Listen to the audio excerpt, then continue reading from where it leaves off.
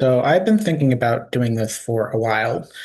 Doing this sort of rewatch of all the episodes of the Power Rangers, starting back at season 1, and talking a little bit about not just how they influenced my tabletop game, but how good the episodes are on their own. A lot of people that know me know that I've seen quite a bit of Sentai as well, and I often compare Sentai and Power Rangers when I talk about things like building mythology, which something that the Sentai has a very different view of mythology. And of course, Power Rangers, as a very Americanized property, sees mythology through a very Judeo-Christian lens. Um, but I'm going to just be going through the episodes one by one and talking about each episode kind of on its own. One thing you'll note is that this order of episodes might not be the order of episodes you have, because this show has the same problem that The Twilight Zone has, back when it was on streaming more frequently, in that some of the episodes, depending upon who you ask, go in a different order. For instance, you might have a Netflix one where Cleanup Club comes before High Five. I'm going to be using the Google order for the list of Power Ranger episodes. So, for instance, Day of the Dumpster, which I'm going to talk about in a second, is followed by Food Fight. But in my memory, Cleanup Club is supposed to come second. And I often reference Cleanup Club as the second episode. So I don't know. We'll see how this works. I might actually like it better in this order. But this is sort of like when you're choosing your Star Wars order to watch it, and it's what order do you want to watch your Power Ranger episodes in? Yeah, so where I come from is this. I come from this both as a fan of nostalgia in my older years, but I also come at it sort of as a playwright who builds worlds, who wants people to see what I do and have accessibility to story. And I think for Day of the Dumpster, this episode is probably one of my favorites of Power Rangers because there's everything you need for Power Rangers in it. I also think this episode is sort of talked to death because it's sort of a quintessential Power Ranger episode. As we get to like episodes 4 and 5 and I start doing ranking list, you'll see that Day of the Dumpster is probably near the top uh, through all 60 episodes or so. But I think the reason it works is specifically because the pilot does not take for granted that you know anything about the world, but it also doesn't insult your intelligence as a viewer. It really sets you up. It does some really interesting things that get retconned a little later. Um, and it also does a really good job introducing you to most of the main cast of characters. Something I had kind of misremembered that is part of my ttrpg experience is the fact that I always viewed the Rangers before they became Rangers. Maybe they were friends or colleagues, but they seemed really well connected and seemed to know each other really well um, in this opening episode. Even though Billy is just starting out his journey in karate, it seems like the girls already have a lasting friendship. They trust Zach enough to stand up for them, which they don't need Zach standing up for them against Bulk and Skull. They can handle themselves. It's also weird to see Bulk and Skull mooning over Kim and Trini so openly. Um, it's also very, even though it's the 90s, they sort of respect no meaning no, which is something that I feel like would have a very special episode for it now on TV. It's very tame by, 90s high school bully. And everything about this has sort of a tinge of tame for what it is because it's about the Rangers have sort of live in an alternate Angel Grove where like the Dare program has not just taken over, but like no one's doing drugs anywhere. Um, Also, what's interesting about this is that Ernie's Juice Bar at what is it called? Ernie's Juice Bar and Gym Youth Center, which is a mouthful, really feels very incredibly intimate. In the tabletop game, Ernie's Juice Bar feels much bigger. It feels like you kind of have to build a space that is more of a boys and girls club style atmosphere. But here, when the radio DJ announces it, and wishing them all luck for the day on the Saturday, it feels very intimate and small. And I don't know if that's because it's a soundstage build or if that was sort of the desire. I know that between this and the Max and the Peach Pit and the Pirate Restaurant and Boy Meets World, a lot of these shows did have these sort of hangout spaces. This is specific to the show because there's a focus on health and fitness and karate, as you would do. And there's a few other things here in that they get to getting to know these characters really well in the beginning. Bulk and Skull here by themselves, they don't have that little group that we see in one episode that they have later, which is kind of interesting. Um, and the five teens with attitude that are going to be chosen by Zordon don't really seem to have much attitude except for kind of sassing Zordon a little bit. And I'll talk about that in a moment. But the five of them are actually incredibly kind to each other, except for a moment when Jason lets people laugh at Bulk when Bulk asks to join the karate class. I mean, he's being a dick about it, but he does ask. Um, except for Jason being like a dick for probably 3 or 4 beats longer than one would want. He's actually, he's showing himself to be a leader. We don't see Kim and Trini doing much, except for Kimberly doing some gymnastics and Trini doing some um, karate. Kim and Trini, up until the point where they become Power Rangers, are in the episode. They say things, but they give a lot more screen time to Zach. It's always kind of a surprise to me that the Black Ranger is the second in command of the Power Ranger team when it always, for me, reads like Trini should be second in command. That's a personal thing though. But it's interesting because it's the 90s, so female characters aren't often given as much screen time as males, but they really do try to give Kim and Trini something to do, even if it's at the end, Kim has that little parting witticism after they've been Power Rangers for the first time. But I think this as far as a pilot goes, as far as introducing characters and something of a relationship without giving us everything, this pilot does a really great job. The funny moments of the earthquake is happening and Ernie saying no one panic and then everyone proceeds to panic is hilarious. He even has time to apologize to Bulk, which is relatively funny. Um, it's an interesting thing too, because watching this now as someone approaching 40, it seems like it should be fairly obvious who the Power Rangers are. And it also is fairly obvious to Rita where the Power Rangers command center is. And this is something that later on doesn't get retconned, but unlike Divatox, whose kind of big play is for the command center, Rita actually knows where the command center is. She can see it. She just doesn't ever seem to bother attacking it personally, which I think is kind of a bit of a plot hole. But I mean, the show's not really something where you're looking too hard for holes to plot through, unless you're me starting a tabletop game. I will say the fashion is on point. Jason wearing the shorts, the shirt with the short sleeves that's also a hoodie with the short shorts in red plaid is kind of amazing. I love the fact that Billy doesn't just have overalls with a pocket protector, but he has multiple pockets. Um, I also like, and this is something I sort of incorporate a little bit into my game, is that the Rangers have to choose to become Rangers. They get these magical powers by Zord. This is a really interesting moment in the episode because it's short of shows. I looked up David Yost, who plays Billy his age. He's 56. And so that's sort of the tail end of Gen X in some ways. And so there's something interesting that happens here when they meet Zordon and Alpha, is that they are not put off by the fact that they could become superheroes. They're not put off by the fact that Rita is a thing. In fact, they seem rather blasé about a space witch on a uh, tricycle, which is probably the only footage here of Rita that is her in her Witch Bandora form, which is the Sentai version.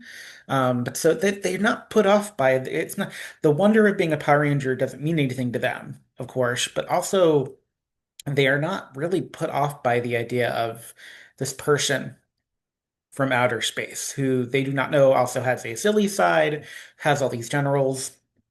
But they don't. say yes right away. They are not stunned by Zordon. They are kind of cheeky about it. They're like, I don't know why I would do this. This is such a weird idea. Thank you for choosing me, but bye. Um, Billy's level of excitement upon being a Power Ranger, though, is quite palpable and kind of Jason straying from the rest of the group and staying at the command center, being very thoughtful about it. Like all of these five teams really get a chance to show off what they would do. Trini is sort of caught between the two camps, whereas Zach and Kimberly are almost immediately out of there. They think this is silly. Um, one thing I have to say is that I have always kind of struggled with this, and I know this is a me thing because this is something that's very well loved, but I do not understand hip hop keto. I know that's Zach's thing, but it doesn't look as effective as some of the later stuff that he does as a ranger, I don't think. It's very me though. I think if it's trying to mash up some popular dancing with karate, it's something he comes into the episode with, something that you see him do before he's chosen as a ranger. So it's not something I get. But of course, I'm a cisgendered white guy, so maybe in the 90s maybe in the 90s putting breakdancing together with karate was a much bigger part of the character, and because I was only like 5 or 6 when the show came out, believe it or not, maybe that was a big thing people were doing, and I'm missing something about it. I mean, it's an interesting thing, and we're gonna see it all over again. It just for me, I don't really get it because he's the only character in this universe who does it, and we never really see him. And maybe I'm wrong. Maybe you'll see him dance in future episodes, but he only seems to dance on the occasion of also doing karate. So hip hop keto is his thing. I know it is because it's also on his cards that I have. Because the Rangers have like different like cards too that you can collect, and I have some of those. But I just I don't get it. Not bad, just something where I'm like, he never does like breakdancing or hip hop dancing in any other context that I can remember. So I'm curious to see how that comes up again. Day of the Dumpster itself is kind of shocking too, in how quickly they become a Megazord. They don't have any of the footage where they're using crystals. We don't see a lot of what the inside of the Megazord looks like. This is a really strong pilot as proof of concept, but for continuity, you can really see here in watching future episodes how continuity really takes like a nosedive in some ways because there's the rules about not escalating, which if you automatically bring in dinosaurs against Giant Goldar, technically he's not yet enough of a threat to do that. So technically that's sort of like a gray area for that particular rule, I think. Because again, in the ttrpg, there's actually a power you can get called Giant Killer, where if you attack and win against a bigger foe, and maybe this is like showing their inexperience, so they allow it the first time because he hasn't told them the rule yet. But it's this interesting thing of you really kind of mash everything together that you're going to see over the next 60 episodes in some form or another, and continuity suffers a little bit for it. But considering the audience it was made for, me at 5, 6 years old, considering how good the music is, because the music is amazing, and of course the composer also did the first music for X-Men, the animated series, so we heard him other places on Saturday morning. Um, I think there's something really great about this pilot. I think this is a pilot that is efficient and tells you everything you need to know, but it feels like it lingers in the beginning enough that you will understand the at least work colleagueness of the five people. I don't know if you put those five people together in a room before they were Rangers, I would say they were necessarily friends. I can tell they know each other.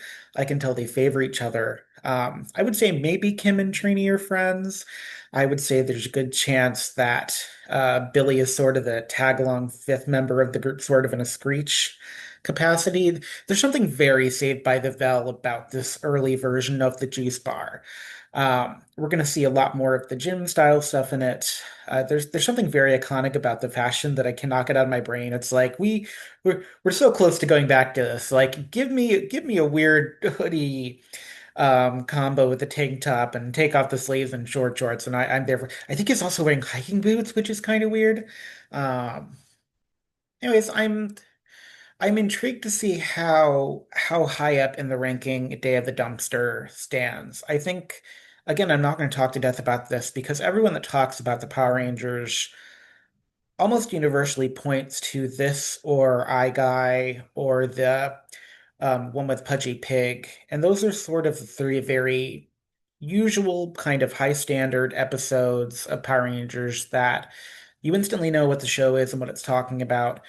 I think as promotional for merchandising, this episode as pilot works. I can really see why they recast, why they didn't use Bioman, why Zuri Yanger works, because we didn't really have dinosaur Zords. We had had changeables with Happy Meals. We had all the different versions of Transformers in cartoon form. But Power Rangers in this form presents something very unique. This is also and I talk about this a little bit, and I'll talk a little bit in Zio. This is really the first version of both Sentai and Rangers where they are teenagers.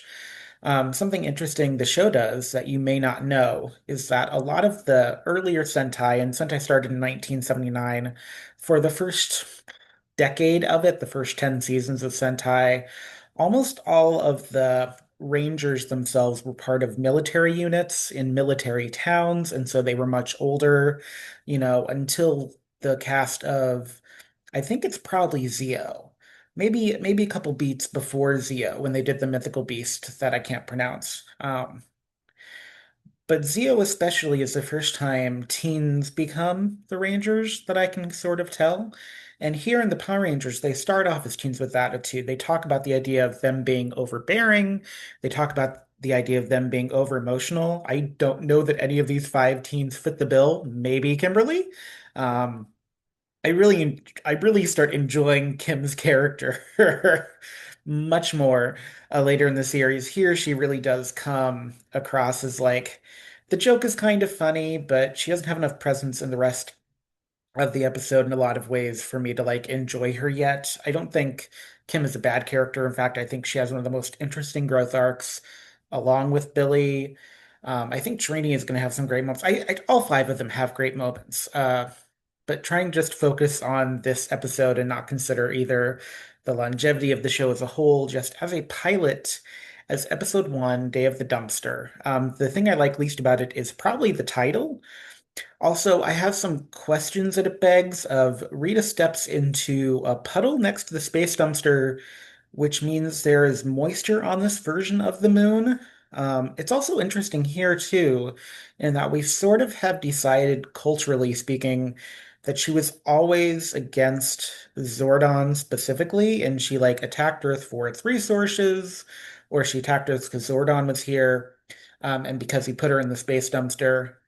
But in this pilot, in this opening episode, she's just celebrating being free of her prison by destroying the nearest planet, which happens to be Earth. That is a callback to why she does it in the Sentai. The astronauts are a callback to the Sentai.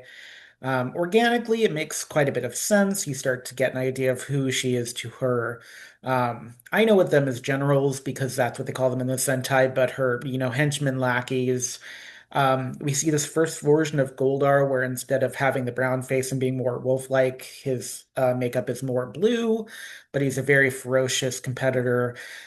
I really like Goldar's design and its changes. I can't decide if I like the blue face or brown face more, but I like Goldar as a concept of like a lead henchman character. I think he works really well, which is probably why he stuck around until long after the 95 film. Um, I like this as sort of like wholesome youth viewing. There are a few records that this show specifically breaks I'll talk to in the episodes where it does them. But I can clearly see why in September of 93, after this premieres, everything just goes crazy. Like the world for me, as a person that was 5, 6 years old when this show came out, is pre-Power Ranger and post-Power Ranger.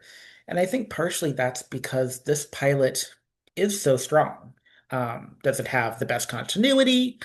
Not necessarily. Um, but I think it has a really strong, even in the bifurcation between they're kind of friends and then they become Power Rangers together and they have to accept this idea. Because Zordon can see it in them. Zordon sees potential in them. Their response is very Gen X. Their response is like they are not like put off by the fact there's an evil space witch that's going. I don't know if they describe Reed as a witch, but an evil space being coming to destroy the planet. They're not weirded out by that. They're like, I'm not going to become a superhero. And then, except for like that momentary hesitation with Jason and Billy's excitement, it takes them a moment to kind of own up to the thing that Zordon can already see in them. And I think that's something I always try to bring to my tabletop game experience when I do that, is that this is the idea of choosing to become a ranger, taking, and I'm trying to show the whole group here.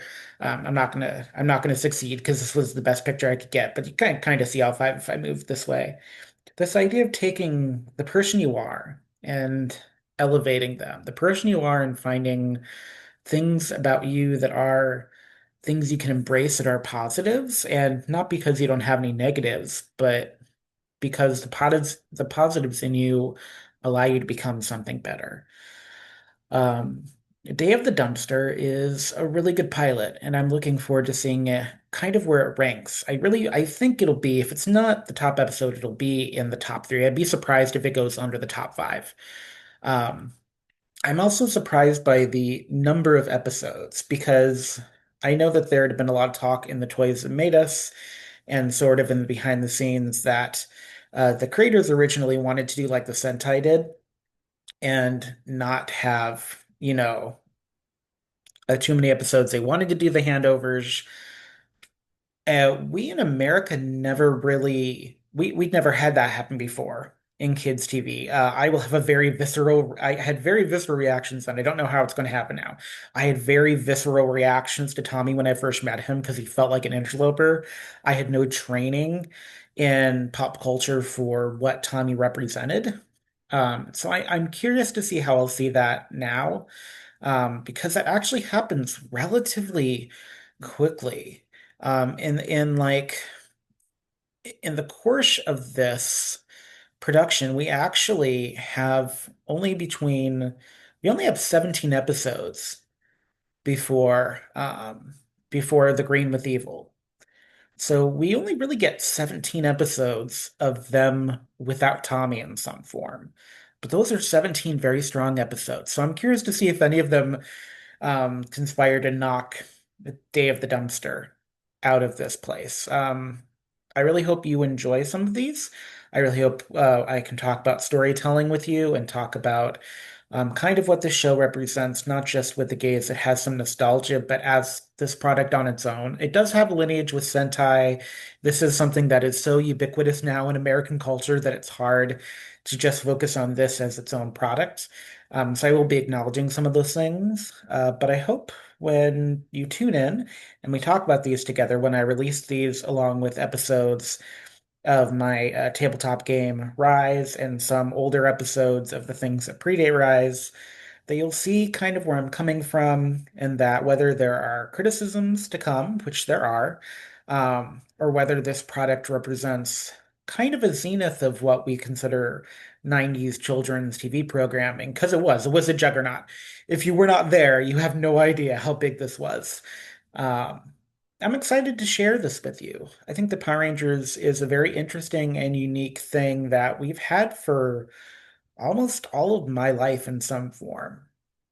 And it really all did start here. It started without them being superheroes. It started with them being teens.